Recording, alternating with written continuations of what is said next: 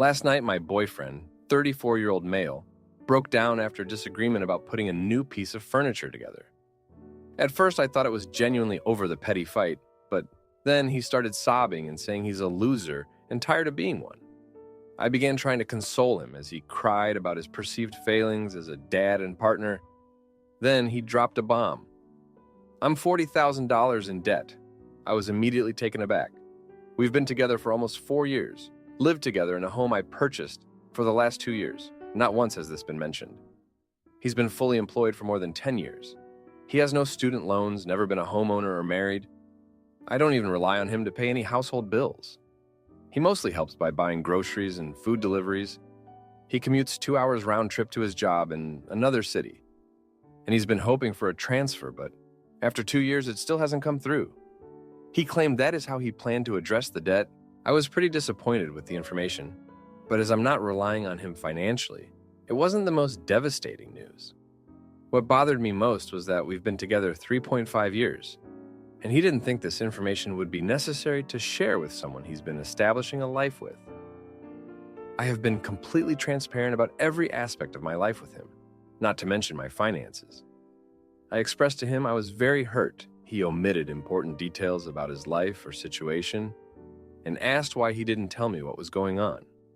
He said because of all the stress going on in my life the last 2 years, he didn't want to add another thing to my plate. I said that wasn't fair for him to decide what my emotional threshold is. And in life, we don't get to decide when stressful things come up. And I can still be supportive while going through my own issues. This led to a back and forth for 2 hours. I became increasingly heartbroken because essentially what my partner insists he believes is, it is completely okay to omit information if he thinks it's for the greater good of our relationship or my mental health. I think omission is a form of deception.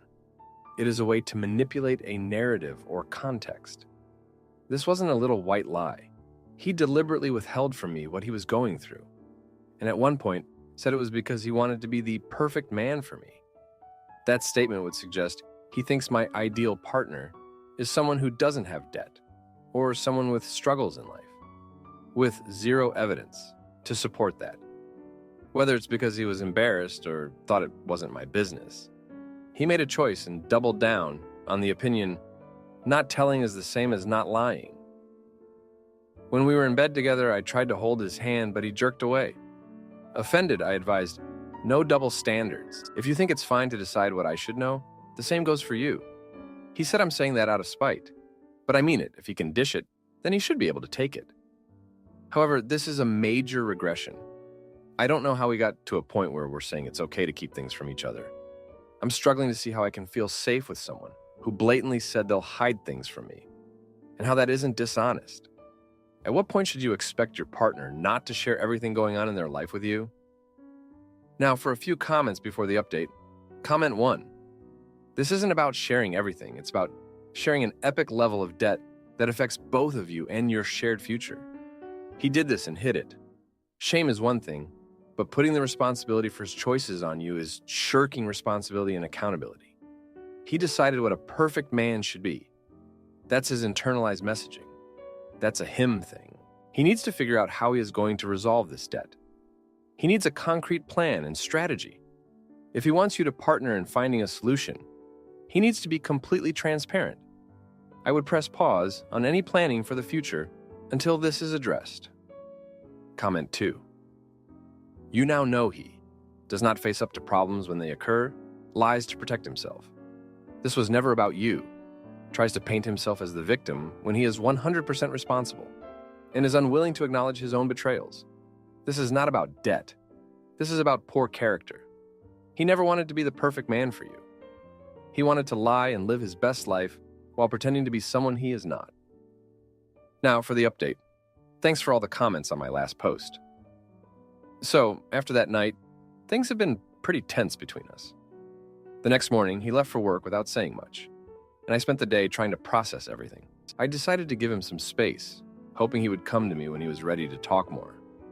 But as the days went by, he seemed to withdraw even further.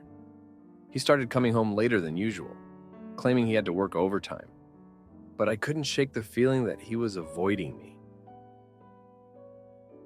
A week into this, I decided to confront him again. I asked him if we could sit down and have an honest conversation about everything. He reluctantly agreed, and we sat at the kitchen table. I told him how hurt I was that he kept such a significant part of his life from me, and that I needed to understand why he felt he couldn't trust me with this information. He admitted that he was ashamed and didn't want me to see him as a failure. He said he felt like he was drowning in debt and didn't know how to get out of it. I asked him if he had a plan to tackle the debt, and he confessed that he had been trying to manage it on his own but wasn't making much progress. He had been using credit cards to pay off other credit cards, and the interest was piling up. He also revealed that he had taken out a personal loan to cover some of the debt, but it only made things worse. I was shocked and didn't know what to say. I felt a mix of anger, sadness, and frustration. As we talked, it became clear that his financial troubles were affecting more than just his bank account. He admitted that he had been feeling depressed and anxious for months, which explained his recent mood swings and irritability.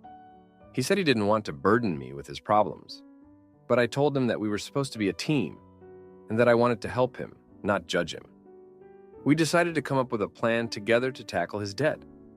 We made a list of all his debts, their interest rates, and minimum payments. It was overwhelming, but I tried to stay positive and supportive. We agreed that he would cut back on unnecessary expenses, and I would help him create a budget. I also suggested that he look into debt consolidation or speak with a financial advisor for professional help. For a few days, things seemed to be improving. He was more open with me, and we were working together to address his financial issues. But then, something unexpected happened. One evening, I received a call from his boss. He asked if I knew where my boyfriend was because he hadn't shown up for work that day. I was confused and worried. I tried calling and texting him, but there was no response. Hours later, he finally came home, looking disheveled and exhausted. He admitted that he had been driving around aimlessly, trying to clear his head. He said he felt overwhelmed by everything and didn't know how to cope. I was furious that he had worried me and his boss, but I tried to stay calm and supportive. I told him that he needed to take responsibility for his actions and that disappearing like that wasn't the answer. The next day, he called in sick to work and spent the day at home. I could see that he was struggling, and I suggested that he see a therapist to help him deal with his anxiety and depression. He agreed, and I helped him find a therapist who specialized in financial stress. I hoped that this would be a turning point for him, but things only got worse. A few days later, I came home to find him sitting on the couch, staring at a pile of bills and collection notices. He looked defeated and told me that he couldn't do it anymore. He said he felt like a burden and that he was dragging me down with him. I tried to reassure him that we would get through this together, but he seemed to have lost all hope. That night, we had another argument. He accused me of not understanding what he was going through and said that he felt like I was judging him. I told him that I was trying my best to support him, but he needed to be honest with me and take responsibility for his actions. He stormed out of the house, and I didn't hear from him for hours. When he finally came back, he looked like he had been crying. He apologized for his outburst and said that he was scared of losing me. He admitted that he felt like he was failing as a partner and that he didn't know how to fix things. I told him that I loved him and that we would get through this together, but he needed to be honest with me and himself. As the days went by, I could see that he was trying to make an effort. He started attending therapy sessions and was more open about his feelings, but the financial stress was still taking a toll on him. He was constantly worried about money and seemed to be in a perpetual state of anxiety. One evening, I came home to find him packing his bags. He said that he needed some time away to clear his head and figure things out. I was devastated and begged him to stay, but he insisted that he needed to do this for himself. He promised that he would come back once he had sorted things out, but I couldn't shake the feeling that this was the beginning of the end. As he left, I felt a mix of emotions. I was angry, sad, and scared. I didn't know what the future held for us, and I felt like everything was falling apart. I tried to stay strong and focus on my own well-being, but it was hard not to worry about him. In the days that followed, I tried to keep myself busy and to stay positive. I reached out to friends and family for support and tried to focus on my own goals and aspirations. But the uncertainty of our relationship weighed heavily on me.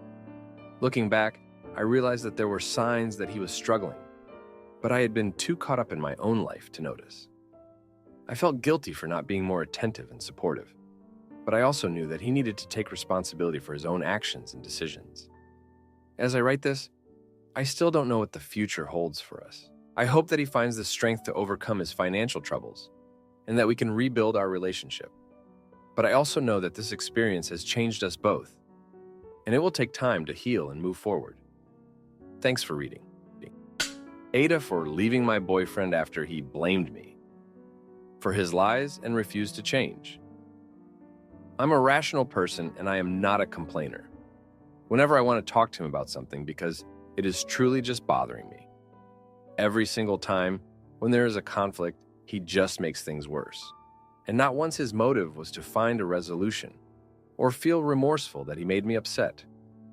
It is to deny my concerns, be defensive, get really argumentative, and nitpick things that I say to turn the argument about me instead and magnify it.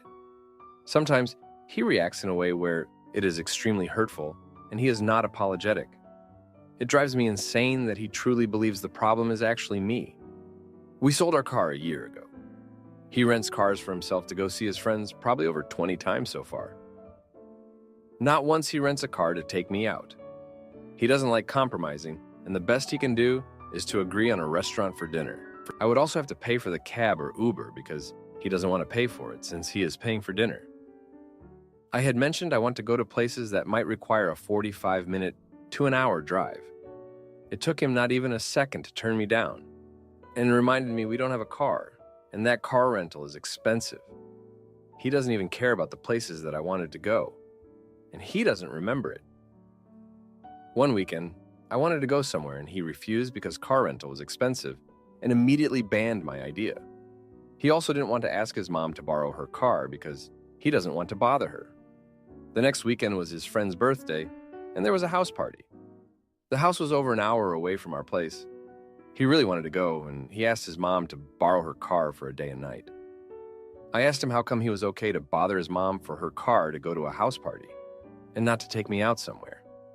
I did say to him that I see a big contrast. He was not willing to take me out to places I wanted to go because of the car situation, and when it comes to what he wants, he made it happen.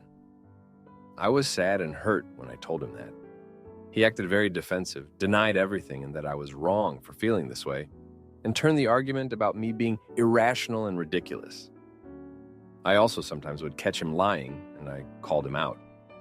He would only admit that he lied because I put him in a situation that forces him to lie. He blames me and makes me hold accountable when he lies to me. I got pretty upset, and I was crying. He didn't care and continued to deny everything of how I feel, and that I am the problem instead. I called him out on not feeling remorseful and no apology. He then said, "I'm sorry that you feel this way."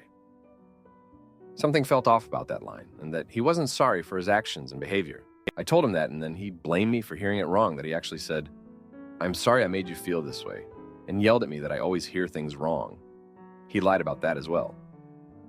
Unfortunately, every single time he never apologizes, and his favorite line is, "I am sorry that you feel this way." He later would admit that he doesn't agree with it, therefore. He was not sorry, and he just wants this fight to end. Once again, it was my fault that he lied, not his. I had a couple really bad panic attacks because of these fights, to the point I'd cry on the floor. My boyfriend would still not apologize or care about me, and he would leave the room and shut the door and yell, "Tell me when you're done with this." The next day, he would still not apologize and say that it was my fault for dragging on the argument to 5 a.m. and that I have no one to blame but myself.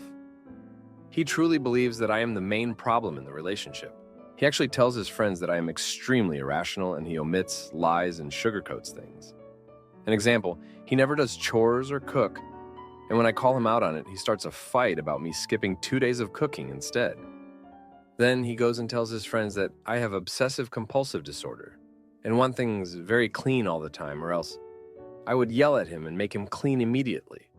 We had been going to therapy for over 10 sessions. Things were kept at the minimum. My boyfriend doesn't like these things to be brought up and accuses me of being stuck in the past when this never changed. How can I bring up to the therapist so that it is mainly focused on him being toxic? Now for a few comments before the update. Comment 1. You're crying on the floor. What, like you want change from someone who sees no fault? How exactly do you expect that to happen? If he's not open to individual therapy, couples counseling, what are you sticking around for? Miracle changes? A lightning bolt to his head? Comment 2. So tell us, why on earth are you still with him? He doesn't do much. Leaves most of the work for you to do. Send him home to his mother. He won't change. Be grateful you found out what he is like, dump him, and move on. Now for the update. Hey everyone, a lot has happened since my last post. 3 months ago, I finally reached my breaking point. After another one of our endless arguments, where he twisted everything to make it my fault, I decided to take a step back and really think about what I wanted. I realized that I couldn't keep living like this, constantly feeling like I was walking on eggshells and never being heard. So I told him I needed some space and went to stay with a friend for a few days. During that time, I had a lot of time to think. I realized that I had been putting up with his behavior for far too long. It was time to make a change. When I returned home, I told him that we needed to have a serious conversation about our relationship. He, of course, got defensive and tried to turn it around on me, but I stood my ground. I told him that I couldn't keep living like this, and that we either needed to work on our issues or go our separate ways. He reluctantly agreed to try and work on things, but it was clear that he wasn't really committed to making any changes. We continued going to therapy, but he still refused to take any responsibility for his actions and continued to blame me for everything. It was incredibly frustrating, but I tried to stay hopeful that things would eventually get better. Then, about a month ago, something happened that forced me to make a hard choice. I found out that he had been lying to me about something major. He had been telling me that he was working late, but I discovered that he had actually been going out with his friends and lying to me about it. When I confronted him, he tried to deny it at first, but eventually admitted that he had been lying because he didn't want to deal with my irrational reactions. I was devastated. I felt completely betrayed and didn't know what to do. I spent a few days trying to process everything and figure out what my next step should be. I realized that I couldn't keep living like this, constantly being lied to and manipulated. I knew that I deserved better and that it was time to make a change. So I made the difficult decision to end the relationship. I told him that I couldn't keep living like this and that I needed to move on. He, of course, tried to turn it around on me, make me feel guilty, but I stood my ground. I packed up my things and moved out, staying with a friend until I could find a place of my own. The fallout from the breakup was tough. He continued to try and manipulate me, sending me messages and trying to make me feel guilty for leaving. But I stayed strong and focused on moving forward. I found a new place to live and started focusing on myself and my own happiness.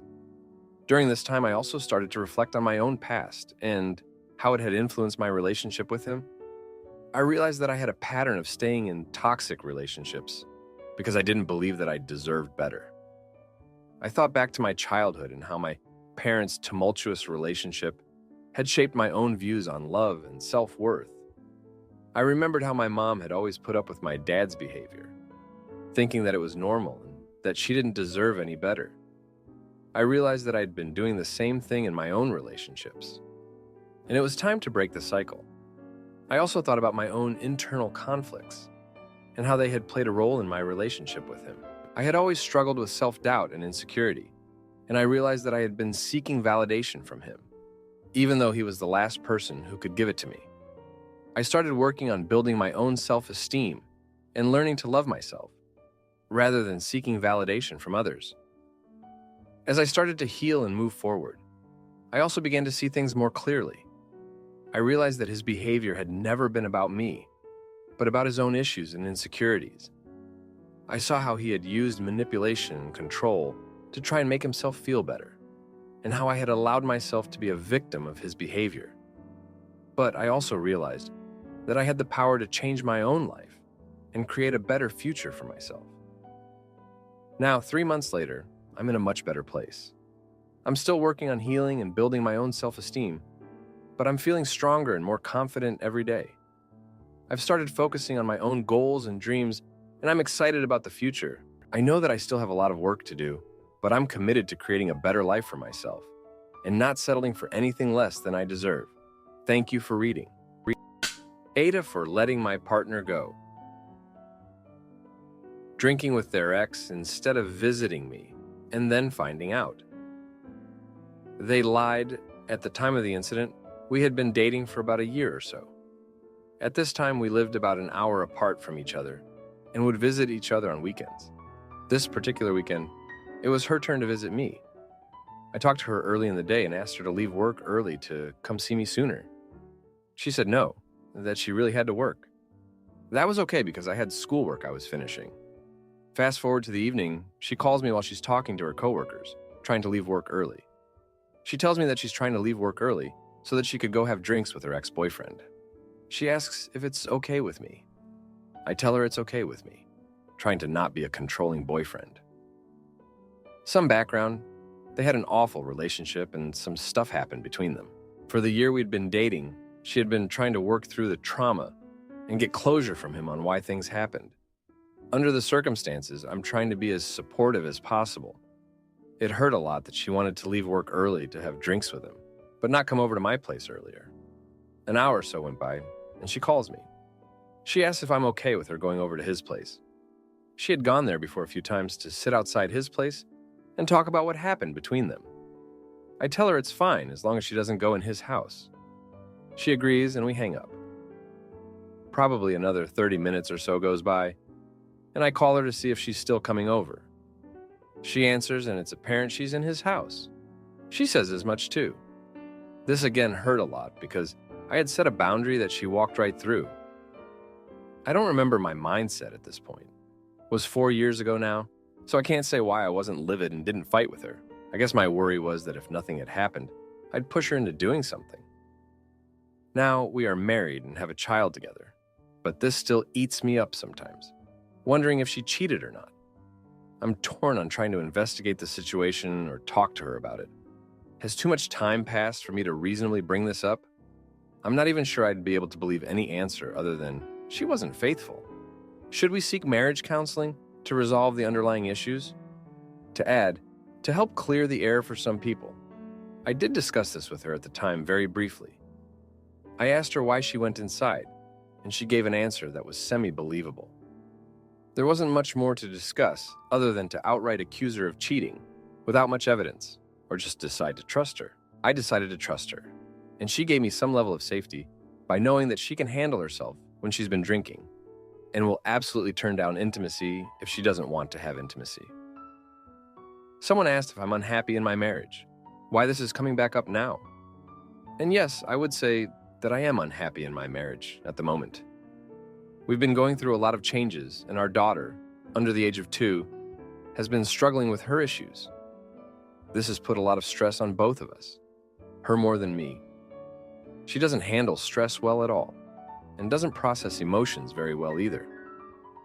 On top of that, my dad just passed away in March of this year, more or less unexpectedly. I honestly don't know when this started to bother me again, but I know it stopped bothering me for a long time, relatively speaking. Obviously, the insecurity is coming from the stresses of life and possibly depression, but now that it's here, I don't know if I'll be able to let it go again. I think most of you are right that I should probably sit down with her and discuss it again. See what, if anything, she remembers from that day and talk it out more. Finally, I would say my greatest superpower is to suppress negative emotions and just bottle them up. I've done it since I was a child, and I've been getting better in recent years to open up more and release some of those emotions. Kind of like when you're trying to open a bottle of soda that's been shaken into oblivion without it spraying everywhere. Now, for a few comments before the update. Comment 1. It's not controlling to expect to be respected by your partner. She disrespected you and your relationship and didn't care about your boundaries. At some point, you need to just tell her that it still bothers you and you don't think you can continue in a marriage where you feel betrayed. Comment 2. You have a 4-year resentment. It won't go away. You should have worked through it before you got married, but you didn't, and now you're here. I think you're afraid to find out if they had intimacy, and that's why you're not addressing it. What would you do if you find out they did have intimacy? Now for the update. Hey everyone, a lot has happened since my last post. Last week I decided to finally bring up the incident from 4 years ago with my wife. I thought it was time to clear the air, especially since our marriage has been rocky lately. So, one evening after putting our daughter to bed, I sat her down and told her how I was feeling. I explained that the memory of her going to her ex's house still bothered me, and that I needed to know the truth to move forward. She seemed taken aback, but agreed to talk about it. She started by saying she barely remembered the details of that night, which made me even more anxious. I pressed her for more information, and she eventually admitted that she did go inside his house, but only to use the bathroom. She insisted nothing else happened, but her hesitation made me doubt her. I couldn't shake the feeling that she was hiding something. The next day, I decided to take matters into my own hands. I reached out to one of her old co-workers who was there that night. I asked if they remembered anything unusual about my wife leaving early. The co-worker hesitated, but eventually told me that my wife had been very emotional that night and seemed desperate to talk to her ex. This only fueled my suspicions. Feeling more paranoid, I checked our phone records from that time.